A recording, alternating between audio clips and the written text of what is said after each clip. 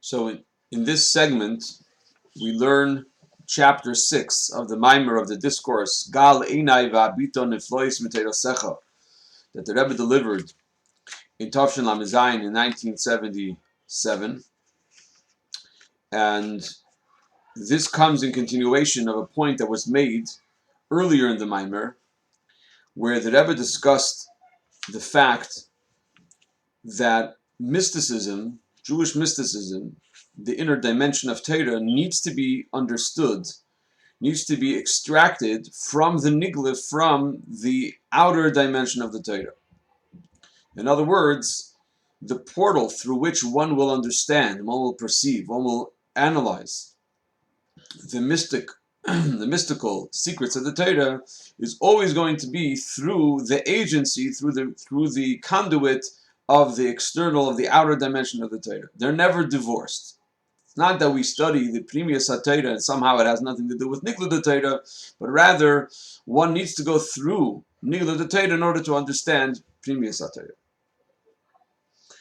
Now, just like in Torah, there are many levels, there are many layers. One can get to one level and then delve a little deeper and get to a deeper level. In a similar way, with regard to the fulfillment of mitzvahs, there are many levels within the fulfillment of mitzvahs.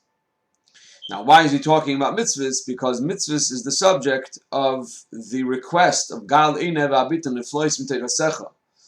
Meaning, not that mitzvahs itself is the request, but that when David HaMelech says, Gal Einai Va'abiton Neflois Miteirosecha, he asks of Hashem, please, unpeel my eyes, unconceal my eyes, unpeel the concealments from my eyes. He's referring to a general strain, a general dynamic of serving Hashem through human effort, rather than being the recipient of a divine transmission of divine wisdom, which is usually represented by Torah.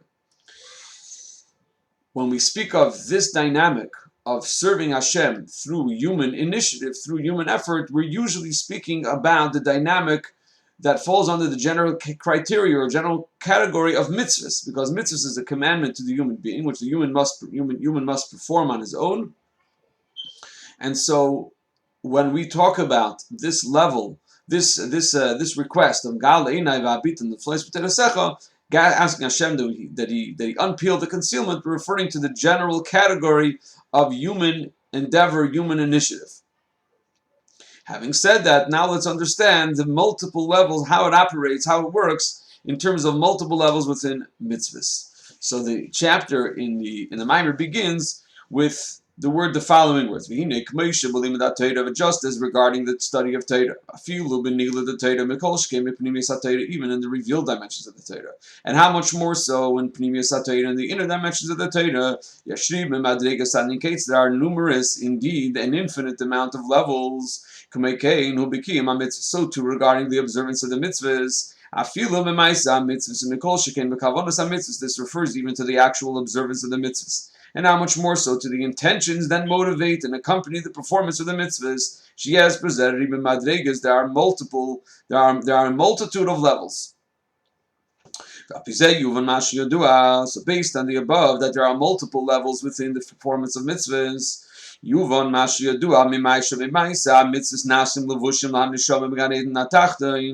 possible to understand the well-known concept that the actual observance of the mitzvahs produces garments for the soul in the lower level of Gan Eden. So the action, the deed, the concrete movement, the concrete deed that we do when we fulfill the mitzvahs, this creates what's called levushim. It produces garments for the soul, where in Gan Eden HaTachton, the lower level of the paradise. While the intentions one has while performing the mitzvahs produces garments of the soul in the upper level of Gan Eden. Page 144. Here there's an important explanatory note that helps us understand this concept that a mitzvah serves as a garment for the soul within Gan Eden. Here he says like this: our sages teach that in Gan Eden, the incorporeal world in which the souls abide after passing from this world, the souls of righteous derive pleasure from the radiance of the divine presence. Now a soul, even when divested from its body, is a created being.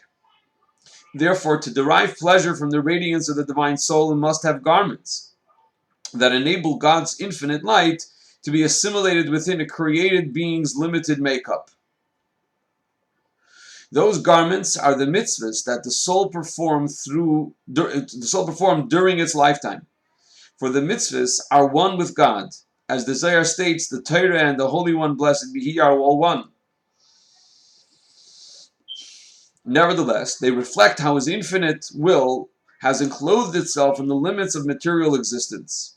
Hence, they serve as mediums through which a soul derives pleasure from God's light in Gan Eden. So his point being that the soul, inasmuch because it is a created existence, a created entity, and it's finite, it has certain limitations, it will not be able to apprehend and appreciate the radiance, the divine light in the Gan Eden, unless there is some kind of garment that serves as somewhat of a screen or a filter so that it can interact with it. What is that filter? The filter, or what creates the filter, is the performance of mitzvahs.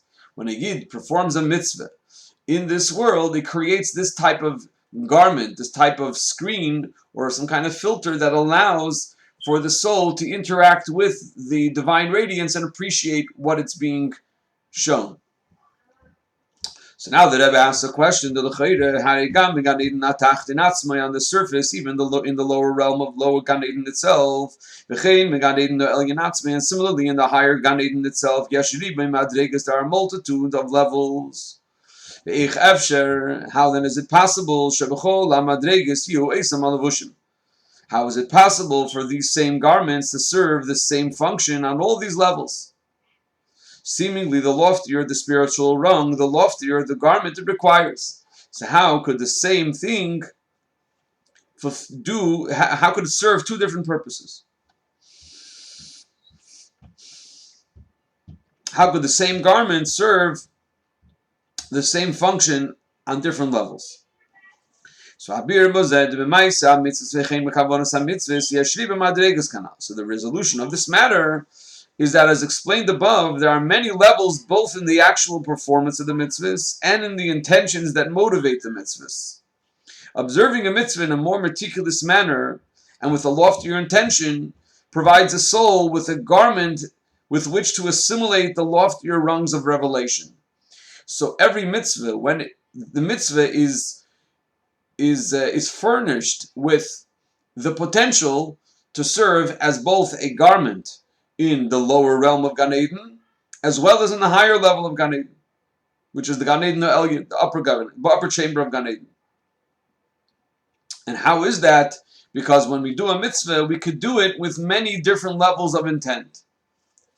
So Vihine, page 145, Hagam shekavonas ha-mitzvah. He nishmas ha-mitzvah, although the intentions that motivate a mitzvah, the soul of the mitzvah. Sheshayeches bechlal the nishmas ha-d'oraisa as a whole relates to Pnimiyus Ha-Torah, the soul of the Torah. Mikol mokim kama v'kama inyanim dekavonas ha-mitzvah same gam benigla the Torah. There are nevertheless many aspects of the intentions that motivate the mitzvahs taught in the revealed dimensions of the Torah. As explained in Chassidus, in the observance of every mitzvah, one must have two intents: a general intent that motivates the observance of all the mitzvahs, and a particular intention relevant to each mitzvah individually. So there's a general intention that one is fulfilling what God wants us to do. And then there's a specific intention that is tailored, that is associated specifically with this mitzvah. The revealed dimension of the Torah provides instruction for both of these. Regarding the general intention that motivates the observance of the mitzvahs, which is shared by all mitzvahs equally, to carry out God's will. This intention is also mandated by the revealed dimension of the Torah. It's only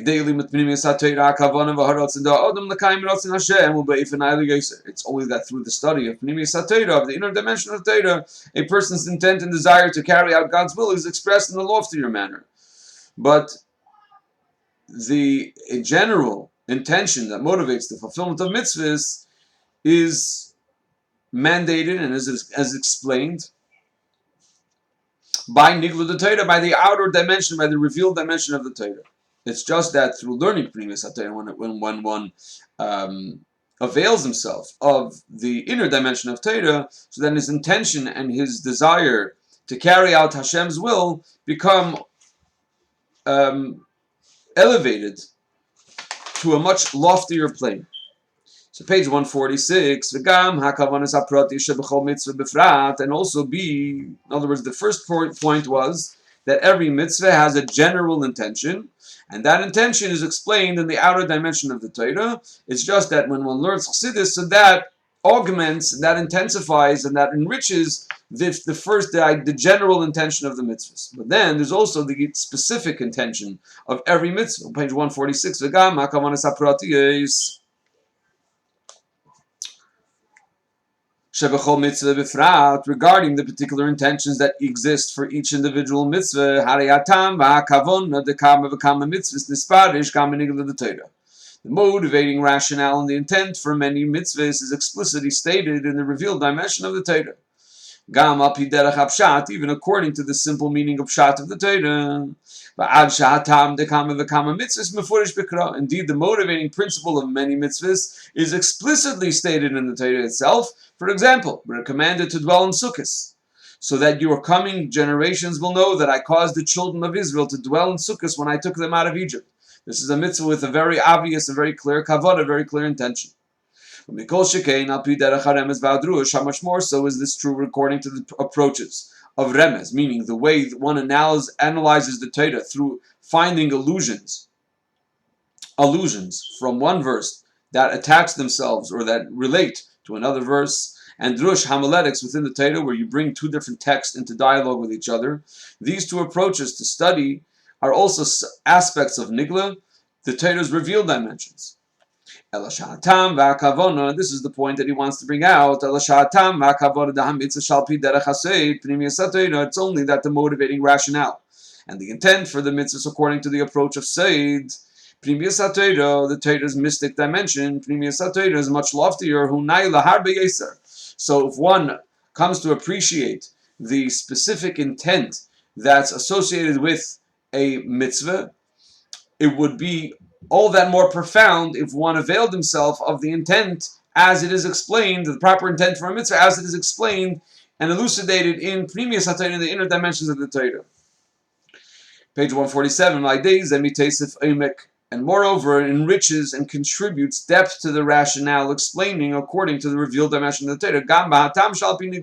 So when one learns the explanation for a mitzvah and the specific intention of a mitzvah, according to the way it appears in Pnimiyus Ha-Torah, in Kabbalah, in the works of the Arizal, and as it's explained in Chassidus, it enriches the performance of the mitzvah even as it is performed, and especially as it is performed with the rationale, with the explanation of Nigla the Torah, of the revealed dimension of the Torah.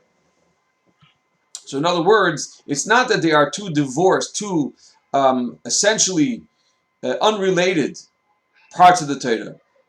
It's not like that.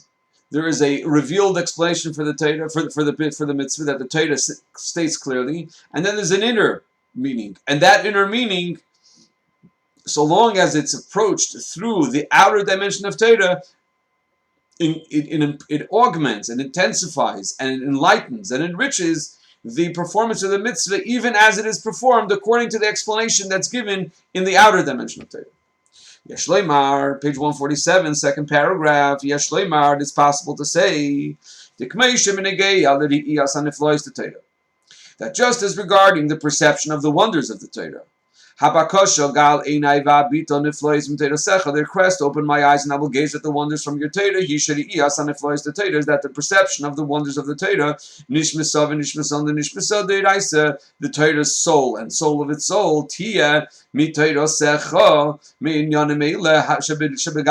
should come about from your Torah, from the teachings of the revealed dimension of the Torah. From the body of the Torah, its laws, and also from its garments, its stories, as explained in section 4. So too, similarly, similar concepts apply with regard to the intentions and that motivate the mitzvahs. The wonders of the intention of the intentions that motivate the mitzvahs, the intentions taught by the Arizal, and even loftier intentions, must be all perceived through the intentions taught according to the Torah. Simple meaning,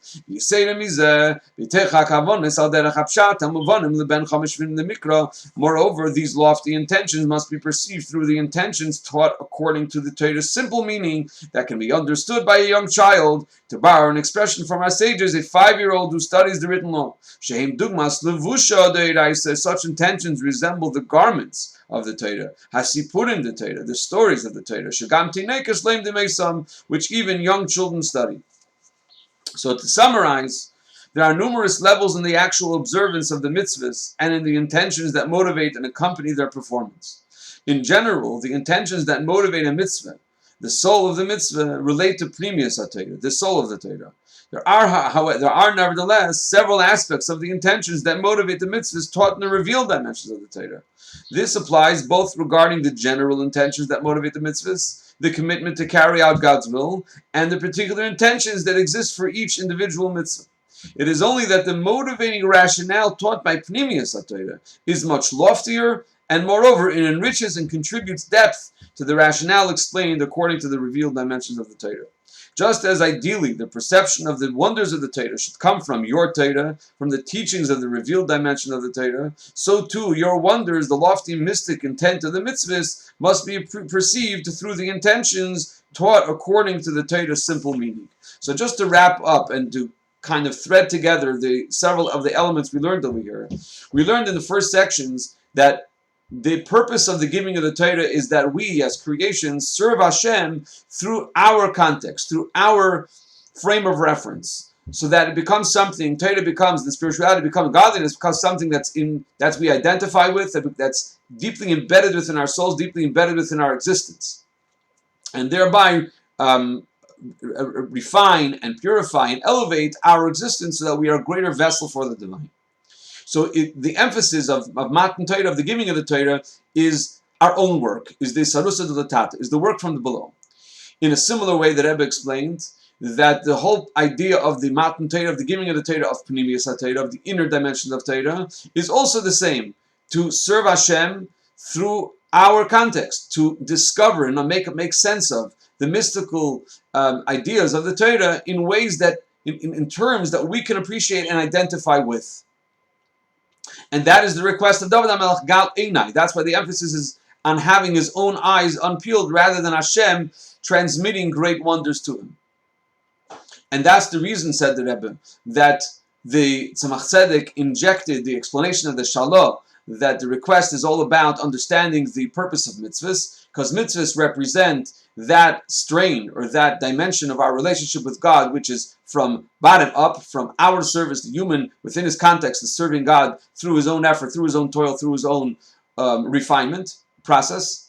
And also, now the Rebbe takes it to a whole new level, which is that when we learn explanations in the Torah which are mystical, we need to learn them through the gateways of Nigla the Torah, of a revealed, or if you will, lower dimension of the Torah. And the same also, the Rebbe says, applies to our coming to appreciate the deeper intent within the mitzvahs, the kavanas ha-mitzvahs. That the kavanah of the mitzvahs needs to be appreciated only through the outer dimensions of the Torah, the simple explanations of the mitzvahs.